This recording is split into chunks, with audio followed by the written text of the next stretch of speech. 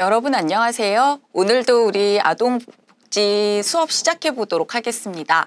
여러분들 지난주에 우리가 다루었던 내용들과 계속해서 큰 의미에서는 이어지고 있는 부분들이거든요.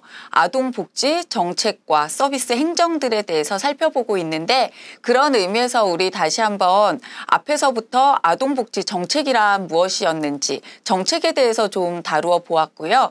그리고 우리가 이렇게 크게 정책이 정해지고 나면 그 다음에 구체적인 서비스 전달로 이루어지게 되는데, 그 가운데에서 우리가 아동복지 정책이 얼마나 잘 수립되고 있는지를 알아볼 수 있는 근간이 되는 것들이 사회보장제도라고 말씀드렸었습니다.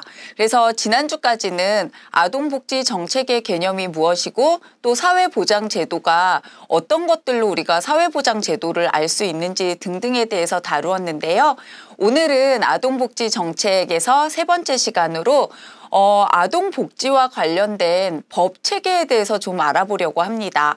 우리가 어떤 법이나 제도가 있으면 그런 법과 제도 등을 근간으로 해서 구체적인 서비스를 제공하게 될 텐데요. 그렇다고 한다면 아동복지와 관련된 법들은 어떤 것들이 있는지 살펴보려고 해요. 근데 우선 아동복지니까 아동복지와 관련된 가장 근간이 되는 법은 아동복지법이라고 할 수 있습니다. 하지만 아동과 관련이 되는 또 다른 여러 요소들이 있기 때문에, 그리고 아동들이라고 하는 것은 아동 개별로 존재하는 것이 아니라 가정 내에서 가족과 함께 존재하기도 하고요.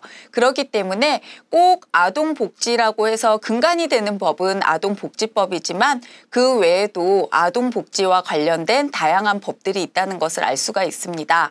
그래서 이 시간에는 먼저 아동복지의 근간이 되는 주류 법이라고 할 수 있는 아동복지법에 대해서 먼저 알아보고요.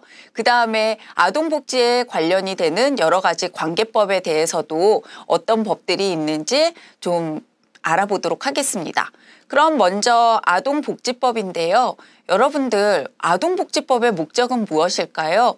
우리가 많은 법들을 보면 다 가장 먼저 그 법이 존재하는 이유, 제정된 이유들이 바로 그 법안의 목적이 될 텐데요. 그렇다고 한다면 아동복지법은 왜 제정이 되었고 어떤 목적을 가지고 제정이 되었을까요? 먼저 아동복지법의 목적을 보시면 가장 기본이 되는 목적은 모든 아동들이 건강하게 육성될 수 있도록 자랄 수 있도록 그 복지를 보장하는 것을 목적으로 하는 법입니다. 그렇기 때문에 가장 그 법안에서는 어떻게 하면 아동들이 건강하게 자랄 수 있을지, 그리고 아동들이 잘 자라게 하기 위해서 그 복지를 어떻게 보장할 것인지에 대한 구체적인 내용들이 들어있겠죠. 그래서 아동복지법의 의의를 보시면은요, 우리 이제 아동복지법, 현재는 아동복지법이지만 기본적으로 아동복지법이 제정되기 이르기까지 그 모태가 되는 법안들로부터 또 지금의 내용에 이르기까지 어떻게 개정되어 왔는지, 그런 내용들 중에서 중요 사항들을 좀 짚어보면서 넘어갈 거거든요. 근데 그 중에서 먼저 여러분들 기억하셨으면 좋겠다 싶은 것은요, 아동복지법이 현재 존재하는 아동복지의 근간이 되는 법이긴 한데요. 그 아동복지법의 모태라고 할까요? 시초라고 할까요? 그 구법에는 아동복리법이라는 것이 먼저 존재했었습니다. 그래서 1961년에 아동복리법이 제정되었는데요. 이 아동복리법은 특징이 무엇이냐 하면 요보호 아동을 위한 법이었다는 것입니다.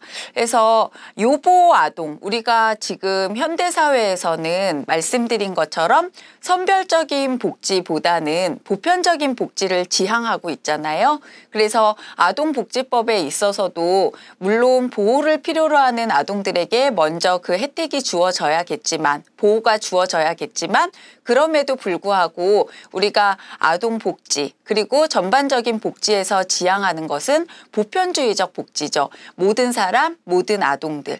근데 여러분들 꼭 기억하셨으면 좋겠는 것이, 이 아동복지법이 생겨나기 이전에 국법으로 먼저 생겨났던 아동복리법에서는